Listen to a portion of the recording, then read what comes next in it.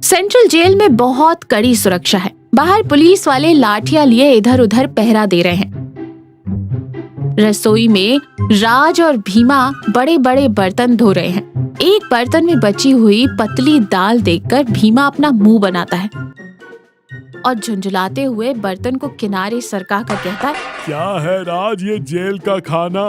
ये दाल देख, समझ नहीं आ रहा दाल में पानी डाला है या पानी में दाल के 4 दाने फेंके हैं। ये खा खा कर मेरे सारे डोले पिघलते जा रहे हैं भाई।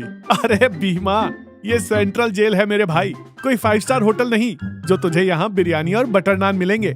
और वो कल की चपातियाँ देखी थी, पत्थर पर मारो तो पत्थर टूट जाए, इतनी सख्त। मैंने तो 2 चपातियाँ छुपा कर रखी हैं, कभी जेल की दीवार तोड़ने के काम आएंगी।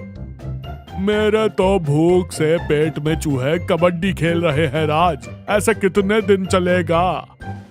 तभी भारी जूतों की आवाज आती है। हाथ में लाठी लिए इंस्पेक्टर प्रताप रसोई में आते हैं। उनकी निगाहें बहुत सख्त हैं।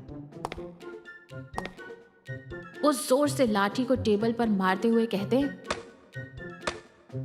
ओए राज और भीमा, यहाँ बर्तन धो रहे हो या जेल से भागने का कोई नक्शा बना रहे हो? मुझे सब भनक लग जाती है। याद रखना राज, ये इंस्पेक्टर प्रताप की सेंट्रल जेल है। यहाँ से एक चींटी भी मेरी इजाजत के बिना बाहर नहीं जा सकती।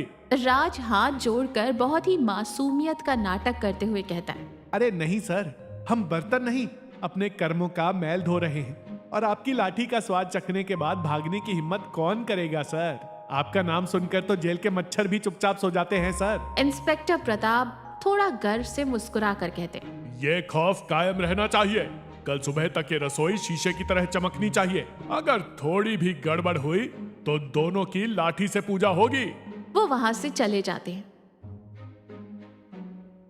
भीमा डर के मारे गहरी सांस लेते हुए कहता है, बाप रे, इसकी लाठी देखकर ही मेरी आधी भूख मर गई राज। प्रताप के जाते ही राज की नजर रसोई की छत की तरफ बनी एक पुरानी ईंटों वाली बड़ी चिमनी पर पड़ती है।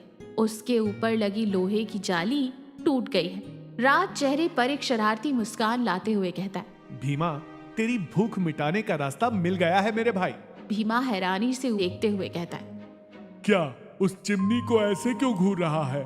क्या ऊपर से भगवान सीधा चिकन बिरयानी भेजने वाले हैं? बिरयानी नहीं पगले, हमारी आजादी टपकने वाली है। उस चिमनी की लोहे की जाली कल रात जंग खाकर टूट गई, किसी की नजर नहीं गई है उस पर। आज रात उसी चिमनी के रास्ते हम यहाँ से जंप मारेंगे, बाहर जाकर किसी होटल में सेंध लगाएंगे और पेट भरकर खाएंगे। भीमा घबरा कर 2 कदम पीछे हटता है। बाप रे बाप, मेरे बस का नहीं है भाई। अगर प्रताप सर को पता चल गया ना तो वो हमें बिरयानी के पत्तों की तरह चबा जाएगा, मेरा कीमा बन जाएगा। अगर पकड़े गए तब ना, तू बस मेरे पीछे पीछे आ, बाकी मैं संभाल लूंगा। यहाँ रहेंगे तो भूख से मरना तय है, बाहर गए तो जीने का एक चांस है। अब तू सोच ले। रात के 2 बज रहे हैं। रसोई में अंधेरा है, सब सो रहे हैं। राज और भीमा चुपचाप लकड़ी के 2 पुराने टेबल एक के ऊपर एक रखकर चिमनी के अंदर घुसते हैं। चिमनी के अंदर बहुत ज्यादा कालिक और राख है। राज आगे आगे जा रहा है और भीमा उसके पीछे पीछे खिसक कर जा रहा है। भीमा चिमनी के बीच में फंसकर हांफते हुए कहता है, राज, ओए राज, मेरा पेट फंस गया है भाई। मैं ना ऊपर आ पा रहा हूँ ना नीचे जा पा रहा हूँ, तो मुझे यहीं छोड़कर चला जा। अबे चिल्ला मत साले, जेल की दाल खाकर भी तू इतना मोटा कैसे हो गया? पहले अपने पेट की हवा बाहर छोड़, थोड़ा पतला हो जाएगा, वरना कल सुबह प्रताप आकर नीचे से आग लगा देगा और तू सच में तंदूरी चिकन बन जाएगा। भीमा नाक बंद करते हुए कहता है, भाई, यहाँ राख की बदबू से मुझे भयंकर छींक आ रही है। आ, आ, आ। राज घबरा कर कहता है, अबे छींकना मत, तूने छींका तो नीचे संतरियों को सुनाई दे जाएगा, अपनी नाक कसकर पकड़ ले। भीमा डर के मारे अपनी सांस रोक लेता है, चीख को दबाता है और किसी तरह पेट सिकोड़ कर ऊपर खिसकता है। उनके चेहरे और कपड़े चिमनी की कालिक से बिल्कुल काले हो चुके हैं। अंधेरे में सिर्फ उनकी आंखें और दांत चमक रहे हैं। वो छत से होते हुए जेल की बाहरी दीवार के पास पहुंच जाते हैं और छलांग लगा देते हैं। दोनों दीवार फांदकर सीधे एक बड़े से आंगन में रखे टमाटर की टोकरियों पर धड़ाम से गिरते हैं। सारे टमाटर पिचक जाते हैं और उनका लाल रस उनके काले कपड़ों पर लग जाता है। ये केशव अन्नदान सत्र का आंगन है। रात के 2 बज चुके हैं। वहाँ केशव नाम का एक बुजुर्ग व्यक्ति कुर्सी पर बैठे फूट फूट कर रो रहा है। चारों तरफ रसोई के बड़े बड़े खाली बर्तन और सब्जियों की बोरियां पड़ी हैं। भीमा दर्द से करहाते हुए राज के कान में कहता है, अरे राज, ये कौन है? हमारे गिरने की आवाज से डर गए क्या? सोच रहे होंगे चोर आ गए।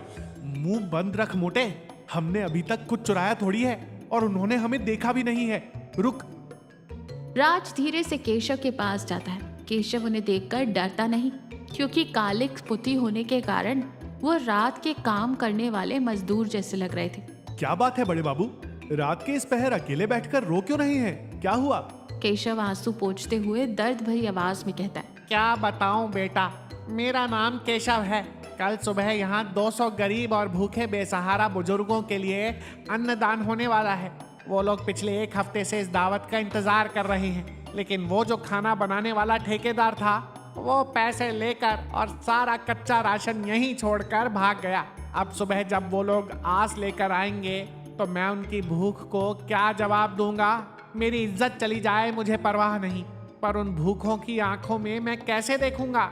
ये बात सुनकर राज का दिल भारी हो जाता है। उसे अपना बचपन याद आ जाता है, जब वो अपनी माँ के साथ एक ऐसे ही भंडारे की लाइन में लगा था और कई बार खाना खत्म होने पर भूखे पेट रोता था। भीमा राज का हाथ खींचते हुए फुसफुसा कर कहता है, राज, ये अपना मैटर नहीं है भाई।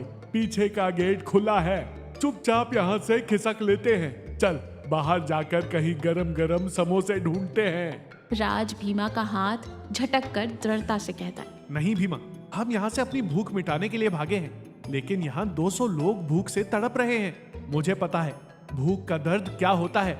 आज रात हम खाना बनाएंगे। भीमा हक्का बक्का रह जाता है।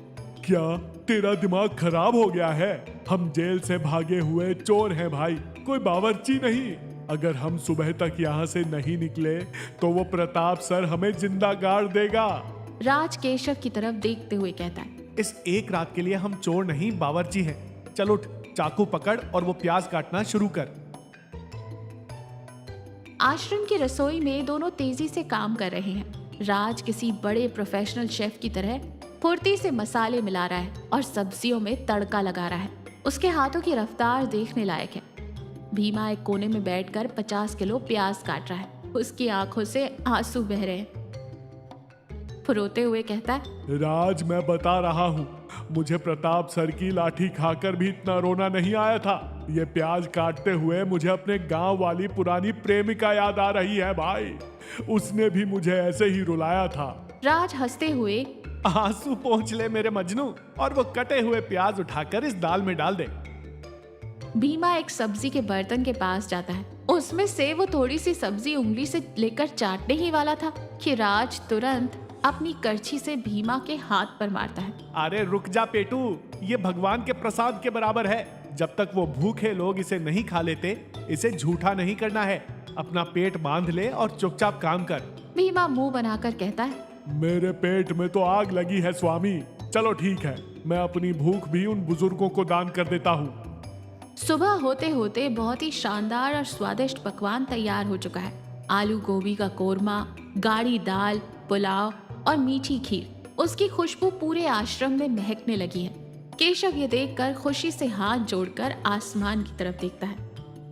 दोपहर का समय, आंगन में पंगत लगी है। गरीब और बुजुर्ग लोग बहुत ही शांति और खुशी से खाना खा रहे हैं। हर किसी के चेहरे पर एक सुकून है।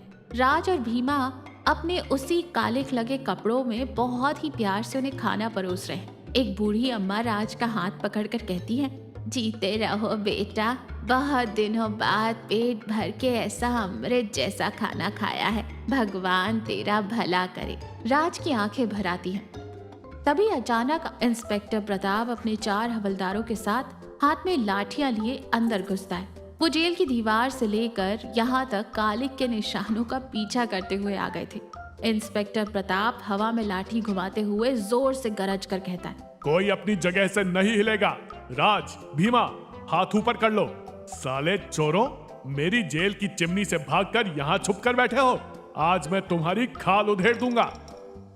पुलिस को देखकर वहां खाना खा रहे सब लोग डर जाते हैं। भीमा कांपते हुए राज के पीछे छुपने लगता है। तभी केशव बिना डरे प्रताप के सामने आकर खड़ा हो जाता है। ये आप क्या कर रहे हैं सर? ये कोई चोर नहीं है, ये तो भगवान के भेजे हुए फरिश्ते हैं। इन्होंने मेरी जान और इन सैकड़ों भूखों की जान बचाई है। रात भर बिना सोए, बिना कुछ खाए इन्होंने इन लोगों के लिए खाना बनाया है। प्रताप हैरानी से इस नजारे को देखता है। एक तरफ वो खूंखार कैदी है जिन्हें वो ढूंढ रहा था, और दूसरी तरफ वही लोग हैं जिन्हें जनता भगवान मान रही है। प्रताप का हाथ जो लाठी उठाए हुए था वो धीरे धीरे नीचे आ जाता है। राज अपने हाथ की करछी को नीचे रखकर प्रताप के पास जाता है। सर, हम जेल की दीवारें फांद कर आजाद होना चाहते थे। हम बाहर आकर अपनी जिंदगी जीना चाहते थे, लेकिन सच्ची आजादी क्या होती है ये हमें आज यहाँ पता चला है सर। जब इन लोगों का पेट भरा तो इनकी आंखों में जो खुशी थी, जो दुआएं इन्होंने हमें दी, वो हमें आज तक की जिंदगी में कभी नहीं मिली। आपकी जेल की दीवार और लाठियों का डर हमें नहीं बदल पाया सर, लेकिन इन गरीबों की भूख और इस एक रात ने हमें इंसान बना दिया है। भीमा रोते हुए आगे आता है। हाँ सर, कल रात मैंने प्याज काटे तो आंसू आए थे, पर अभी इन लोगों की खुशी देखकर मैं खुशी से रो रहा हूँ। चलिए सर, हम वापस जेल चलने को तैयार हैं। हमें अब कोई गम नहीं है। दोनों खुद आगे बढ़कर प्रताप के सामने अपने हाथ कर देते हैं। प्रताप उनकी आंखों में देखता है। प्रताप के उस सख्त चेहरे पर पहली बार एक हल्की सी मुस्कान और इज्जत का भाव दिखाई देता है। वो उन्हें हथकड़ी नहीं लगाता, बल्कि अपनी लाठी नीचे करके उनके कंधों पर हाथ रखता है और बहुत प्यार से कहता है, जिसने जुर्म किया है उसे सजा तो काटनी पड़ेगी राज, वो कानून है। लेकिन इस बार तुम मेरी जेल में चोर बनकर वापस नहीं जा रहे हो, बल्कि प्रायश्चित करके एक अच्छे इंसान बनकर जा रहे हो। तुम्हारी सजा कम हो, इसके लिए मैं ऊपर रिपोर्ट लिखूंगा। चलो। वहाँ मौजूद सभी लोग उन दोनों के सम्मान में हाथ जोड़कर खड़े हो जाते हैं। राज और भीमा सिर उठाकर बहुत ही गर्व और शांति के साथ पुलिस के साथ वापस जेल की तरफ चल देते हैं।